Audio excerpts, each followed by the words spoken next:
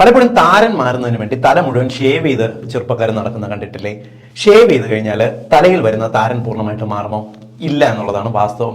യഥാർത്ഥത്തിൽ താരൻ അഥവാ സെബോറിക് ഡെർമറ്റൈറ്റിസ് ഉണ്ടാക്കുന്നത് നമ്മുടെ തലയോട്ടിൽ വരുന്ന ഒരു ഫംഗസ്, മലാസേസി എന്ന് പറയുന്ന ഒരു ഫംഗസ് നമ്മുടെ തലയിലുള്ള എണ്ണമയം ഉൽപ്പാദിപ്പിക്കുന്ന ഗ്രന്ഥികളിൽ നിന്നും ആണ് ഇത് മെയിൻലി ഉണ്ടാകുന്നത്. അതുകൊണ്ട് തന്നെ നിങ്ങൾ ഷേവ് ചെയ്യുന്ന സമയത്ത് തലയിൽ ഈ എണ്ണമയത്തിന്റെ അളവ് പെട്ടെന്ന് ക്ലിയർ ആകുന്നത് കൊണ്ട് കുറയുന്നത് പോലെ ഫീൽ ചെയ്യുമെങ്കിലും മുടി വീണ്ടും വളർന്നു തുടങ്ങുമ്പോൾ വീണ്ടും അത് വരാനാണ് സാധ്യത. കൂടാതെ നിങ്ങൾക്ക് വയറിന് എന്തെങ്കിലും കംപ്ലൈൻസ്, ആസിഡിറ്റി, കുടലിന് എന്തെങ്കിലും ആരോഗ്യക്കുറവുണ്ടെങ്കിലോ, അമിതമായിട്ട് ടെൻഷൻ ഉണ്ടെങ്കിലോ, വെള്ളം ഒട്ടും കുടിക്കുന്ന സ്വഭാവം അല്ലെങ്കിലോ, ക്ലൈമറ്റിൽ വരുന്ന ചേഞ്ചസ്, നിങ്ങൾ സ്ഥലം മാറി താമസിക്കുന്ന പുതിയ സ്ഥലത്തുള്ള അറ്റ്മോസ്ഫിയറിൽ വരുന്ന വ്യത്യാസം, ഇതെല്ലാം നിങ്ങൾക്ക് താരന്റെ ടെൻഡൻസി, സെബോറിക് ഡെർമറ്റൈറ്റിസ് ഉണ്ടാക്കും. തലയിൽ വരാം, പുരികത്തിലും ശരീരത്തിലും സ്പ്രെഡ് ചെയ്തൊന്നും വരാം.